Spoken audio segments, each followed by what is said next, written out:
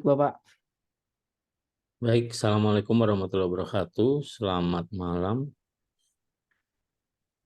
Warahmatullahi wabarakatuh. Selamat malam juga Bapak. Ya, kita melanjutkan materi terkait dengan pengembangan SDM vokasi. Kita ambil bab pada malam hari ini untuk melengkapi atau melanjutkan materi sebelumnya terkait dengan kesiapan pengembangan SDM vokasional terhadap transisi teknologi revolusi industri 4.0 hingga revolusi society 5.0. Jadi pengembangan transisi ini mengikuti dari arah kebijakan regulasi yang ada, di mana di samping pengembangan berbasis pendidikan terapan, kursus, ataupun pelatihan, itu juga dikembangkan bagaimana penguatan karakter terhadap sumber daya manusia. Nah, berdasarkan rencana strategis yang sudah dan akan dikembangkan oleh pemerintah, maka apa yang harus kita adaptasi itu adalah regulasi yang ada. Jadi pengembangan dijen vokasi ataupun vokasi keteknikan dan sejenisnya itu kan berkembang di era pemerintahan kedua ya, tahun 2020 sampai 2024 dengan Undang-Undang Nomor 20 tahun 2003. Ini sistem pendidikan nasional diperkuat dengan Peraturan Presiden Nomor 18 tahun 2020 tentang Rencana Pembangunan Menengah Nasional RPJMN untuk memperkuat perkembangan industri.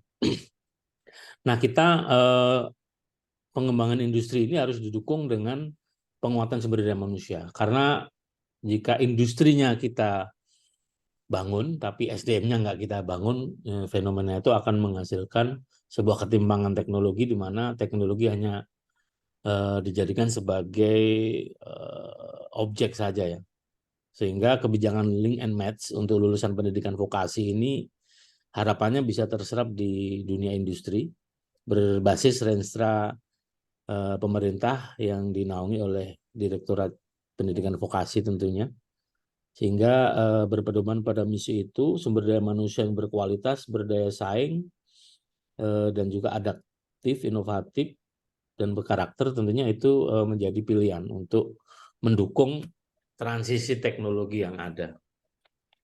Jadi pendidikan vokasi secara objektif ini berusaha menggali berbagai potensi serta permasalahan pengembangan pendidikan.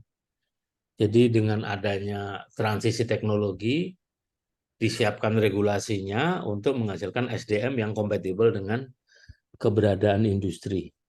Nah, kira-kira seperti itu. Nah, kita menghadapi sebuah kondisi di mana mau tidak mau nanti akan ada namanya bonus demografi. Kurang lebih tahun 2045 itu kita akan mengalami kondisi seperti Cina, seperti India, atau seperti negara-negara yang jumlah populasi penduduknya tinggi atau padat. Saat ini kalau nggak salah kita nomor 4, nomor 1 tetap Cina, dan Cina sudah mampu memanfaatkan bonus demografi itu dengan baik. Kita lihat bagaimana perkembangan-perkembangan standar teknologi yang dia kuasai ya, termasuk perekonomiannya, sehingga pada tahun 66 ketika kita transisi dari era Soeharto ke Soekarno, Cina itu lebih miskin daripada kita. Dia nggak ada sumber daya alam, tidak ada sumber pemasukan negara, dia juga berhutang segala macam. Tapi dalam kurun waktu 30 tahun dia bisa melampaui bukan hanya Asia tapi juga Amerika. Di mana negara yang nggak berhutang ke Cina? Amerika itu aja berhutang ke Cina. Rusia saat ini juga sedang menjalin kerjasama dengan Cina, tetap itu apa namanya, dengan dalih berhutang segala macam. Artinya ini yang harus kita pelajari ya, dengan perkembangan peradaban, teknologi, ekonomi, dan sosialisme segala macam di Cina. Sehingga Indonesia memang mau tidak mau harus belajar ke Cina, bukan belajar ke Eropa. Karena kondisi demografinya berbeda. Eropa itu jumlah penduduknya sangat rendah ya. Bahkan yang saya alami sendiri 4 tahun di kawasan Eropa Utara, di Estonia itu, luas pulaunya itu ya sama dengan Jawa Timur, Jawa Tengah lah ya. Jawa Timur, Jawa Tengah. Tapi penduduknya itu sekabupaten aja. Sehingga inilah adaptasi teknologi revolusi 4.0 diciptakan negara Eropa dan Rusia itu hanya untuk kondisi di mana teknologi itu hanya diterapkan untuk jumlah populasi yang rendah. Artinya katakanlah contoh produk additive manufacturing. Additive manufacturing itu kan sebuah perangkat, dia memproses produk, misalnya bikin spare part komponen. Dia nggak perlu tenaga teknisi, quality control, dia cukup didesain dengan artificial intelligence, dengan kapasitas digital mesin, sehingga orang men-setting itu dia tiba-tiba jadi gitu. Tapi kalau itu diterapkan di negara yang jumlah populasinya tinggi, jelas dia akan menghilangkan tenaga teknisi, quality control, supervisor. Bahkan di negara-negara Eropa itu security sangat jarang. Jarang sekali security. Kenapa? Karena mereka dikontrol oleh artificial intelligence. Apalagi artificial intelligence yang tren saat ini sudah mulai dibuat robotik, itu sensor itu sudah bekerja. Jadi menurut based on culture, sebenarnya kita nggak perlu sensor sih. Coba di pintu-pintu tol itu berapa yang berkurang jumlah tenaga manusianya. Padahal sebelumnya orang-orang yang bekerja membuka tutup pintu tol itu kan dikendalikan oleh manusia. Dan itu kan sebenarnya juga nilai ekonomi itu kan sebenarnya. Tapi kan itu udah digantikan dengan sensor kan. Jadi kadang kita mengadaptasi teknologi tapi nggak kita lihat ke belakang infrastrukturnya sesuai nggak gitu. Dan inilah yang menjadi permasalahan di negara-negara jumlah penduduk padat ya. Di India itu seperti yang saya sampaikan di pertemuan sebelumnya, dia menerapkan revolusi 4.0, tapi ternyata ketahuan setelah pandemi ini, ternyata banyak tenaga-tenaga kerja yang tidak dimanfaatkan dengan baik, dan bahkan S1 aja jadi security, jadi tenaga administrasi. Itu akibat dari penerapan sistem revolusi 4.0 yang tidak tepat. Makanya harusnya idealnya itu negara-negara dengan jumlah populasi yang padat itu membentuk seperti BRICS ya. BRICS itu Brasil, Rusia, India, mana lagi? Brasil, Rusia, India, satunya mana? Denmark. Bukan, BRICS, Brasil, Rusia, India, satunya mana ya, lupa saya. Kok yang negara jumlah penduduknya padat?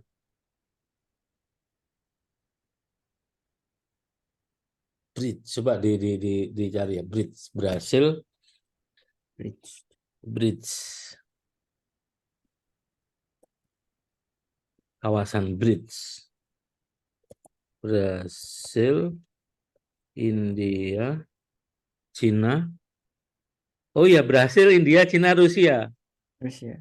Ya, BRICS, Brasil, Rusia, India, Cina. S-nya mana ini? Afrika, Selandia Baru ya? Ini nih, BRICS. BRICS itu berhasil South Afrika, Afrika Selatan. Jadi BRICS. ya BRICS. Jadi BRICS itu adalah sebuah konsorsium di mana mereka akan melakukan transisi teknologi dan kerjasama keuangan. Jadi era kita itu udah era yang mana kerjasamanya berdasarkan persamaan demografi. Nggak bisa kita bekerja sama dengan negara yang kondisi demografinya berbeda.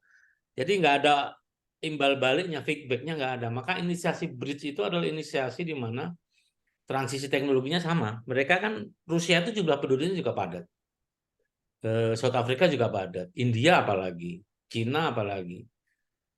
Nah, kalau kita bekerja sama dengan negara-negara dengan demografi yang berbeda, ya kita akan dirugikan. Kita akan jadi konsumen. Nggak ada transisi teknologi seperti itu. Nah, makanya ini adalah sebuah kebijakan di mana kerjasama konsorsium itu harus melibatkan kondisi demografi seperti itu. Misalnya membangun manusia yang diarahkan pada pengendalian penduduk, penguatan tata kelola kependudukan, pemenuhan pelayanan, bagaimana mengatur regulasi segala macam. Ini memang harus berdasarkan kondisi geografis. Karena kebutuhan tenaga terampil, kreatif, inovatif, adaptif, daya serapnya itu tinggi di kita seperti India. Kalau kita menggunakan perangkat fitur revolusi 4.0 di mana satu perangkat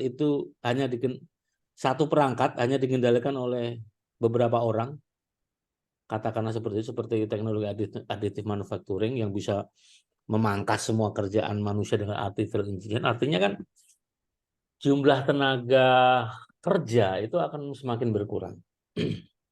Kecuali memang kita seperti di Eropa ya, mungkin di Denmark, di Norwegia atau di Jerman yang jumlah penduduknya sangat sedikit, mereka dibantu oleh artificial intelligence. Dan ini yang nggak kita sadari kondisi demografi di mana pemilihan teknologi itu harus berdasarkan kondisi demografi. Sehingga Global Human Capital Index World Economic Forum pada tahun 2017 sampai 2020 ya, peringkat SDM Indonesia ini berada posisi 65 dari 130 negara. Jadi dibandingkan Malaysia yang 33, Thailand yang 40, bahkan Vietnam pun hampir sama dengan kita. Kondisinya 64, 65. Karena ini adalah basic daripada apa namanya?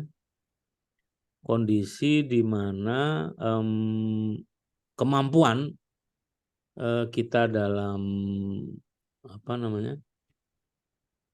Di UK Rise itu top 20 for reading, rendah kemampuan baca masyarakat kita secara kolektif. Kita kalah dengan Cina ya.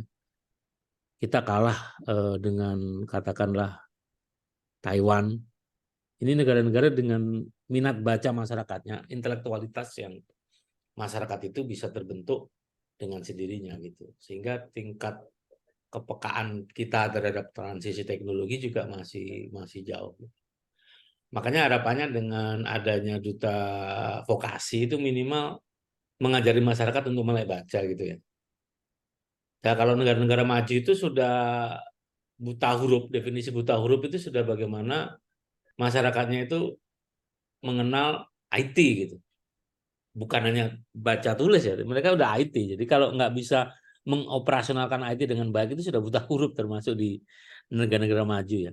Seperti di Polandia, di Swedia, di Singapura, di Cina gitu. Jadi luar biasa ini.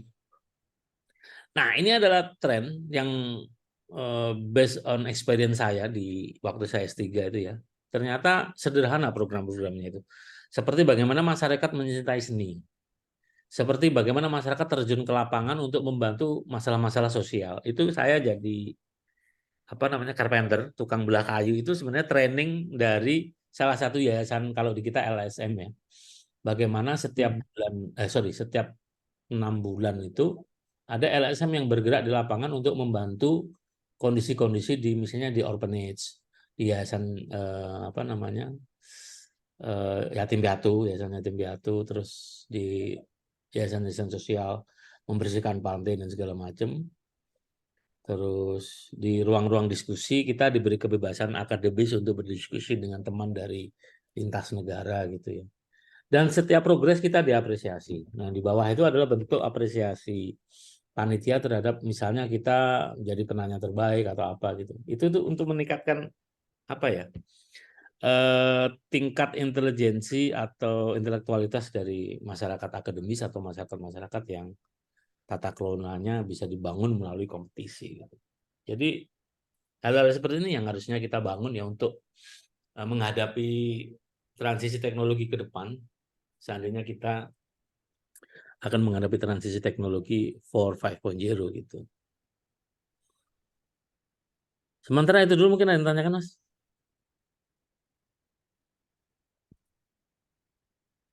Atau ada yang bisa Belum sih Bapak. Oke, kalau belum kita lanjut lagi. 3 misi yang kita baca dari blueprint ya, dari blueprint rencana strategis pemerintah. Jadi mewujudkan pendidikan yang relevan, berkualitas tinggi, merata dan berkelanjutan didukung oleh infrastruktur dan teknologi.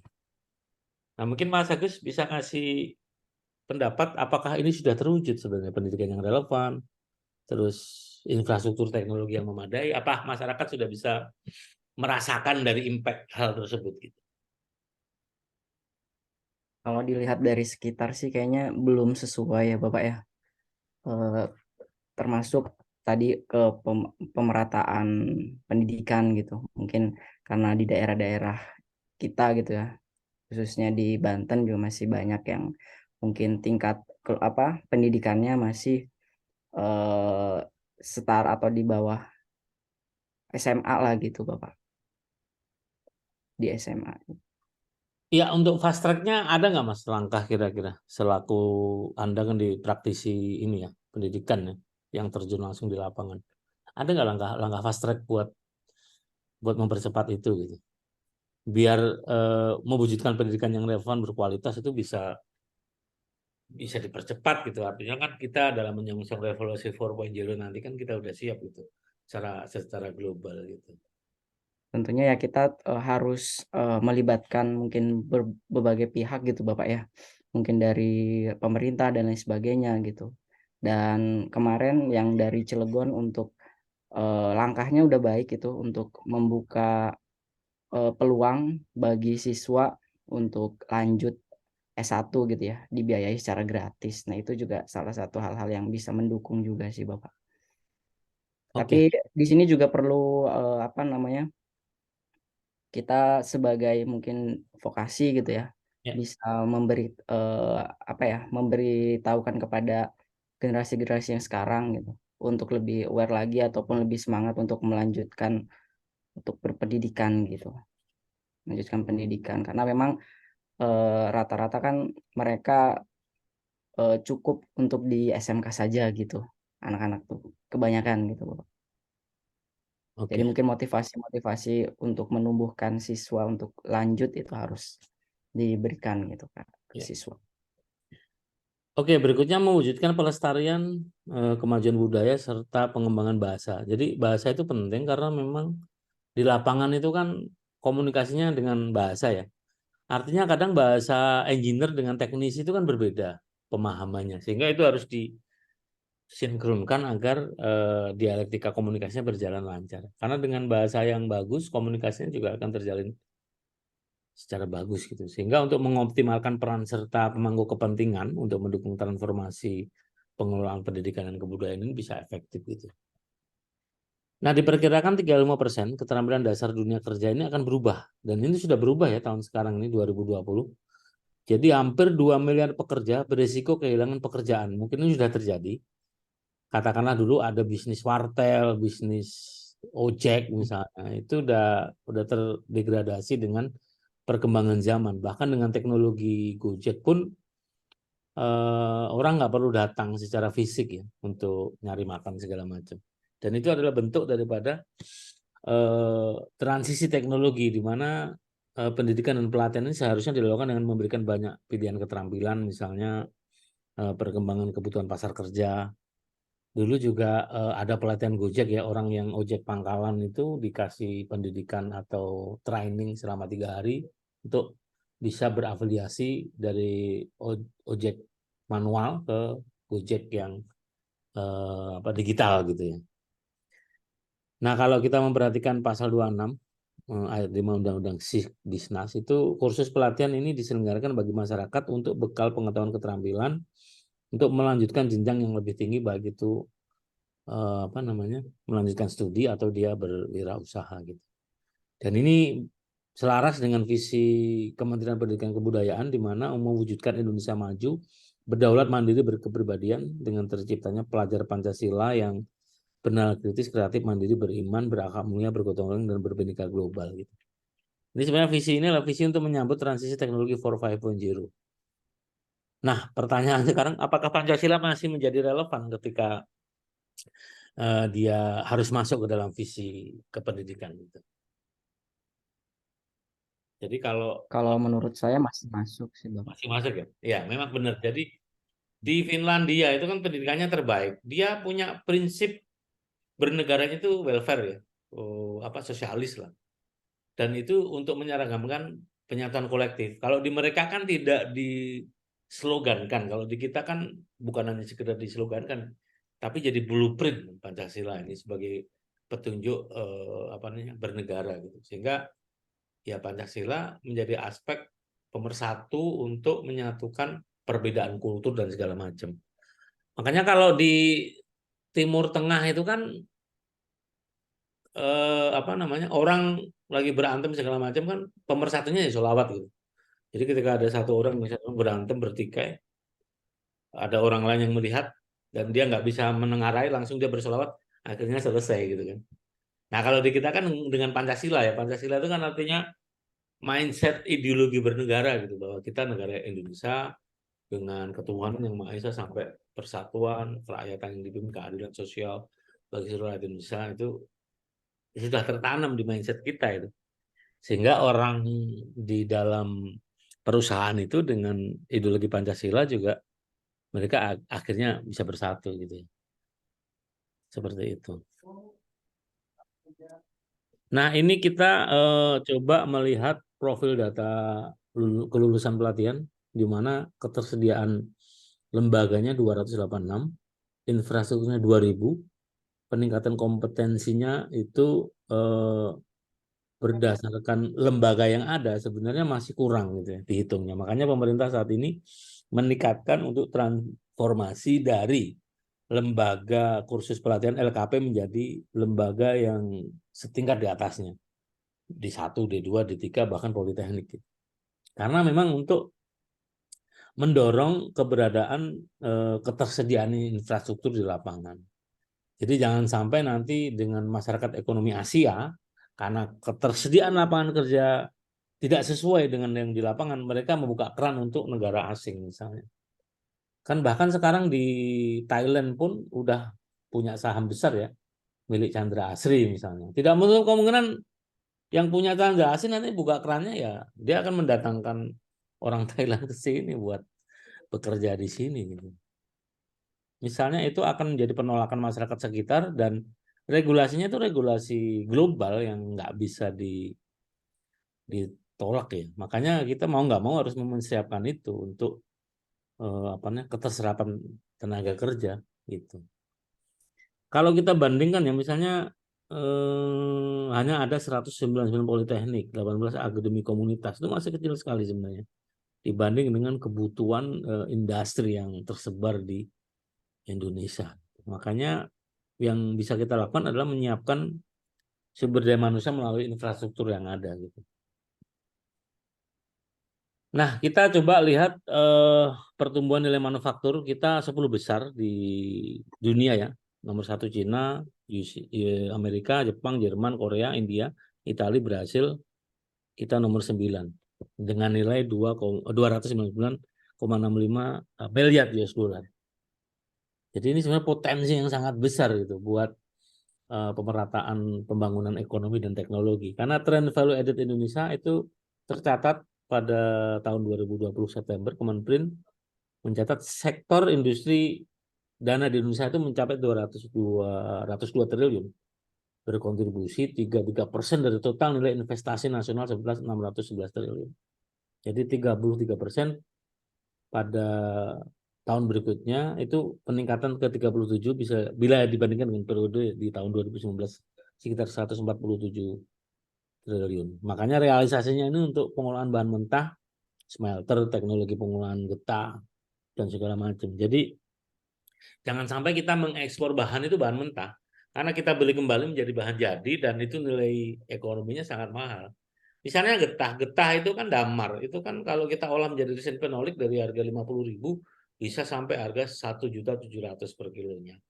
Selama ini kan kita ekspor ke Korea, diolah di Korea kembali lagi ke sini jadi resin fenolik yang harganya mahal gitu. Hampir rata-rata kan gitu ya, biji besi kita ekspor keluar jadi palet segala macam kita beli dengan harga yang tinggi. Makanya infrastruktur itu harus benar-benar diperhatikan gitu. Nah ini sumber daya cadangan mineral, kita punya emas primer, bahkan sampai semua logam mulia pun kita punya. Dan ini adalah bahan-bahan komersil yang ada di lapangan untuk kebutuhan transisi teknologi ya. Jadi baja kebutuhan nikel di Eropa, Jerman itu sangat tergantung nikel yang ada di Indonesia. Makanya kalau kita naikkan harga nikel per sekian persen ya itu udah kolab gitu. Jerman dan negara-negara di Eropa ya. Karena memang nikel kita sangat tinggi. Nah ini rekap kerjasama SMK dengan dunia usaha dunia industri ya. Hampir 14.000 SMK melakukan kerjasama dengan industri 190.000 yang menjadi mitra SMK untuk misalnya beasiswa, diklat, kelas industri, magang guru, dan lainnya. Jadi memang ini harus 3 tahun ke depan sudah ada dampaknya ya ketika kerjasama SMK Dudi ini bisa selaras dengan output yang ada. Jadi kerjasama jangan hanya sekedar blueprint di atas kertas, tapi juga harus ada tindak lanjutnya. Makanya implementasi agreement itu harus tercatat dengan baik. Dan ini masih terhitung rendah ya kalau beasiswa baru 9, terus kelas industri baru 111 dengan jumlah penduduk kita yang 270 juta, yang usia produktifnya hampir 120 juta, ini masih rendah sebenarnya. Artinya daripada katakanlah dana CSR dimanfaatkan oleh LSM yang peruntukannya tidak jelas, itu kan lebih bagus buat kesiapan SDM untuk menghadapi transisi teknologi seperti ini gitu. Nah, tujuan strategi itu untuk meningkatkan kualitas sumber daya manusia diharapkan bisa menciptakan tenaga kerja dengan target-targetnya, terutama di tahun 2024 ini sekitar 2 juta orang lulusan pendidikan vokasi itu bisa memiliki kompetensi. Makanya persentase lulusan pendidikan vokasi yang mendapatkan pekerjaan dalam 1 tahun di tahun 2019 itu biasanya 46,5, sasarannya akan meningkat secara signifikan. Sehingga arah kebijakan strategi bangsa Indonesia dalam penyiapan kualitas SDM ini bisa beradaptasi, berkompetisi, dan bersaing dengan arus global. Tidak menutup kemungkinan nanti kita SDM vokasi kita atau sumber daya manusia kita bisa kita kirim ke Asia lah katakanlah seperti itu. Karena memang welder-welder kita yang berkompetisi di Timur Tengah misalnya itu kualitasnya di atas rata-rata ya. Kalau skill kita nggak ragu lah. Kita beberapa kali kompetisi welding internasional di Abu Dhabi, di Qatar itu selalu nomor 1, nomor 2. Bahkan kita mengalahkan negara-negara Thailand yang lebih sedikit mapan ya, apa namanya eksistensi engineeringnya mereka. Jadi kalau skill tuh kita nggak diragukan lagi. Kita mak infrastruktur dan apa namanya fasilitas itu yang harus menjadi acuan ya.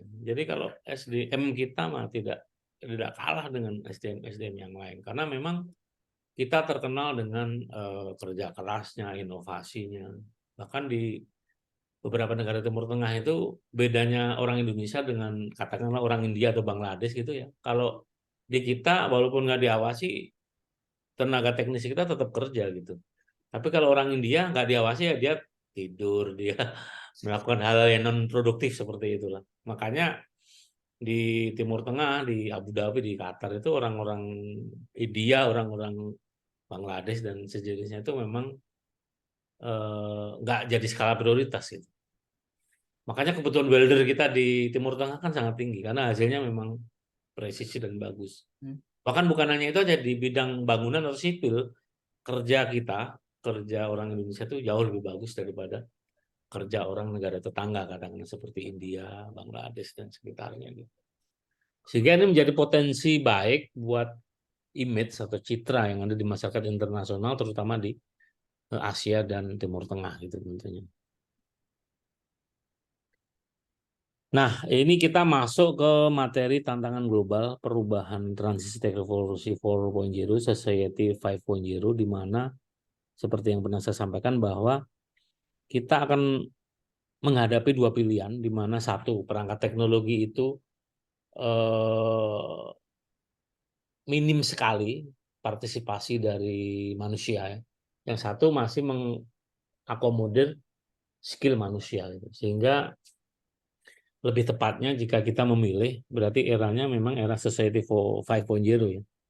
Misalnya kemajuan teknologi yang mendorong revolusi 4.0 dengan terobosan katakanlah otomatisasi, artificial intelligence, kecerdasan buatan, big data, digital printing. Itu kan koneksinya menggunakan 5G yang mana itu difasilitasi oleh teknologi. Seperti yang saya sampaikan bahwa misalnya kita bikin barang itu udah nggak perlu tenaga manusia lagi quality controlnya. Bahkan saya baru tahu tadi itu ketika diskusi dengan salah satu direktur LSP ya. Ternyata di KHI itu otomatis weldingnya sudah otomatis semua itu. Jadi bisa disetting pipa-pipa besar itu dia pakai digitalisasi sehingga las SMAW-nya itu otomatis. Padahal biasanya satu pipa besar itu dikerjakan 5 sampai 10 orang. Sekarang nggak perlu orang lagi, hanya cukup satu yang mengontrol gitu. Jadi saya kaget juga tadi. Ternyata kenapa KHI jarang menerima lowongan, ternyata alasannya itu gitu. Dikerjakan oleh otomatisasi gitu. Berarti KHI atau beberapa produk industri yang ada di Cilegon itu sudah mengakomodir 4.0 gitu kan. Makanya kalau kita lihat di beberapa perusahaan banyak mengurangi tenaga kerja, itu salah satunya mereka sudah menggunakan perangkat fitur revolusi 4.0 gitu. Nah, dampak inilah yang mengakibatkan sosiokultural terjadinya pergeseran demografi, misalnya semakin banyak orang yang dengan harapan hidup yang lebih panjang dan apa namanya konsistensi di dunia kerja ini kan sudah mulai berkurang kan. Ya orang yang berharap kerja di KAI segala macam ya teknisi udah jarang, quality control juga udah jarang gitu. Jadi di bidang lingkungan hidup misalnya kebutuhan energi air ini akan naik, sedangkan sumber daya alam akan menipis 20 tahun ke depan. Sehingga penggunaan alternatif energi baru ini mendapatkan apa namanya perhatian yang khusus. Jadi Aqua itu kan bukan perusahaan itu kan perusahaan asing ya, tapi dia bisa menguasai di apa namanya katakanlah di Jawa Barat itu kan beberapa eksplorasi air juga milik milik Aqua Danone ya, yang seperti itu. Jadi transisi teknologi 4.0 ini benar-benar harus kita hadapi dengan rasionalitas dan juga kolektivitas. Nah, fokus revitalisasi vokasi ini tadi itu ya, mengenal perangkat dampak machinery construction, creative economy, hospitality, dan care service, di mana beberapa fokus pekerjaan ini itu untuk mengembangkan potensi SDM harus dekat dengan realita pekerjaan, tidak lagi dibedakan salah satunya dengan mentransformasikan politeknik menjadi universitas terapan dan evaluasi terhadap keterserapan di industri. Makanya dorongan pemerintah sekarang ini pendidikan kecakapan keterampilan dan wirausaha. Dua hal itu yang menjadi alternatif ya ketika untuk menyelesaikan masalah-masalah sosial yang ada di masyarakat gitu. Sehingga berbasis Renstra tadi, maka pembangunan ini harus bertumbuh pada peningkatan kualitas SDM, tapi juga harus meliputi berbagai pengembangan soft skill yang ada di masyarakat dan skala prioritasnya itu saat ini ya, tahun 2024 itu makanan, minuman, tekstil, otomotif, elektronik, dan kimia farmasi. Sedangkan untuk tahun-tahun berikutnya itu yang harus dipersiapkan adalah pertanian, perikanan, kehutanan, energi, pariwisata, ekonomi, transportasi, dan perdagangan serta jasa keuangan. Ambil contoh jasa keuangan aja. Sekarang kan dengan musimnya virtual money, itu kan fisik sudah nggak ada. Teller bank itu yang saya lihat ya di Eropa itu dari tahun 2012 ke 15 itu sudah mulai berkurang. Bahkan terakhir di era pandemi kemarin udah nggak ada teller bank itu. Nah semuanya udah berbasis virtual. Jadi transaksi itu udah bukan fisik lagi, nggak pakai uang kertas atau uang koin lagi. Nanti pakai HP ya tentunya. Dengan virtual money itu semuanya bisa terselesaikan dengan baik. Nah, sehingga di sini pendidikan vokasi ini melalui kursus dan pelatihan harus mampu mendorong untuk berinovasi ya, terutama kecakapan hidup berkarir, kecakapan dalam menyelesaikan problem solving, interaksi sosial. Jadi harus menyangkut itu. Karena kembali lagi ke tadi bahwa kemampuan literasi dan numerasi nasional, skor PISA itu kita masih rendah ya dibanding dengan negara-negara lain. Masih tahun 2020 aja 0,72 kan. Minat tadi itu ya minat masyarakat terhadap dunia pengetahuan teknologi intelektualitas gitu. Seperti itu. Nah, ini hasil analisis Thailand, Cina, India. Ini produktivitas sangat rendah dibandingkan dengan beberapa negara tetangga. Jadi produktivitas kita masih rendah ya pada tahun 2030 diperkirakan Indonesia akan menghadapi kenaikan kebutuhan tenaga kerja. Makanya kita harus menyambut dengan bonus demografi jumlah tenaga produktif yang besar. kita lihat grafik di sini kan masih rendah ya. Produktivitas, indeks produktivitas kita. Ya karena tadi itu keterserapan tenaga kerjanya masih rendah. Jadi lapangan pekerjaan dengan skill yang dibutuhkan itu masih belum sepadan gitu. Sehingga di revolusi industri 4.0 yang harus kita persiapkan bagaimana nanti teknologi itu bisa dikenal oleh masyarakat dengan pembelajaran teknologi berbasis virtual sehingga masyarakat harus benar-benar belajar basic science daripada revolusi 4.0. Nah, terakhir yang kita hadapi itu generasi Z dan generasi Alpha. Jadi generasi Z ini berpikirnya kritis, kreatif, literasi digital mampu, kepemimpinan siswa dan pengembangan diri, dan generasi Alpha itu kebanyakan orang-orang hasil daripada apa namanya pandemi kemarin ya. Pandemi kemarin tuh hampir bisa saya katakan generasi Alpha sekarang ini tuh psikomotoriknya lemah. Mereka kan hanya berteori aja, nggak pernah praktek. Sehingga dalam hal misalnya berinteraksi aja mereka itu nggak, ya udah nggak kayak manusia, kayak robot gitu, nggak ada feel sense-nya. Itu saya temui di angkatan-angkatan 2020, 21, 22, 23.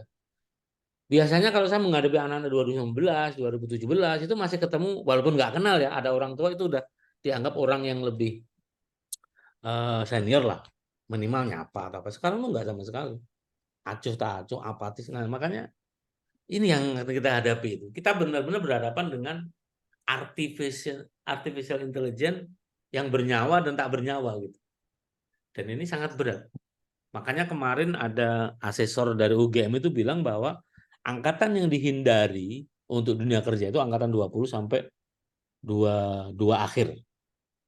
Jadi nanti kalau kita cek di perusahaan-perusahaan itu nggak ada angkatan 2. Karena mereka nggak punya feel of sense. Kalau dimarahi makin marah gitu kan. Kalau dikasih tahu atasannya, dia akan memberitahu gitu. Itu udah kayak, ya udah kayak robot. Itulah hasil didikan dari teknologi virtual dengan kondisi pandemi kemarin gitu. Sehingga ini berat ya ke depannya. Khusus 3 angkatan itu yang akan menghadapi dunia nyata itu akan berat tentunya gitu. Ya mungkin itu ada yang ditanyakan. Mungkin dari yang Bapak sampaikan tadi ya Ya, terkait tentang 4.0, kemudian juga apa namanya, kelebihan dan juga kekurangannya gitu kan. Mungkin di 4.0 berarti kan kita sebagai manusia gitu kan, kemampuannya digitalisasinya harus eh, tinggi lah gitu, harus memahami tentang digitalisasi itu sendiri, apalagi dengan adanya teknologi-teknologi, eh, pekerjaan-pekerjaan manusia gitu ya yang biasanya dikerjakan oleh manusia tapi sudah digantikan, dan ini memang sangat membuka wawasan sekali Bapak. ya. Ya, mungkin ini sedikit lanjutan ya. Tadi ada input passion visi, ada bagaimana meningkatkan kompetensi. Jadi bukan hanya sekedar mengandalkan jasa, tapi kompetensi skill ya. Makanya misalnya kita menghadapi mata kuliah, itu kan barometer asesmennya kan bagaimana dia bisa berhasil mengerjakan ujian UTS atau UAS kan. Nah makanya kalau di pendidikan terapan vokasi ini bukan hanya itu, tapi di asesmen oleh industri misalnya. Misalnya mata kuliah gambar teknik atau mata kuliah tertentu yang ada keterkaitan dengan industri, nanti industri juga berhak memberikan asesmen bahwa ini selesai dengan baik gitu. Jadi ada nilai kognitif dan juga ada psikomotorik. Nah ini yang kita kembangkan nanti ke depan, pendidikan kecakapan kerja, kursus berbasis dunia kerja, kompetensi, wirausaha, dan juga asesmen dari masing-masing itu. Dan terakhir, integrasi pendidikan vokasi dengan dunia kerja harus tidak hanya MOU tapi juga implementasi. Katakanlah kurikulum itu disusun bareng-bareng, bukan hanya akademisi tapi juga industri. Sertifikasi kompetensi itu harus melibatkan lembaga yang otonom, netral dan objektif untuk menilai tenaga-tenaga yang kompeten di bidangnya. Dan itulah yang apa namanya harus kita terapkan ke depan bagaimana link and match antara perguruan tinggi, pengampu kebijakan dan industri ini solid. Seperti itu kira-kira ini kan sudah kemarin ya kondisi demografi segala macam. Hmm. Mungkin ada yang tanyakan? Assalamualaikum Pak. Sebelumnya mohon maaf baru gabung, Ya. baru selesai kerja soalnya. Oh gitu. Oke oke. Nanti ini kayaknya Iya. saya rekod sih. Mudah-mudahan rekodnya bisa masuk.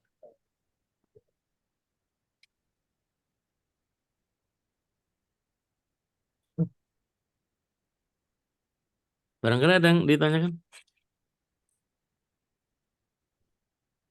Dari saya cukup Bapak. Cukup ya. Mas Faldi mungkin. Jadi kita tadi sedikit ini ya bahas tentang revolusi 4.5.0 dalam menghadapi tantangan global.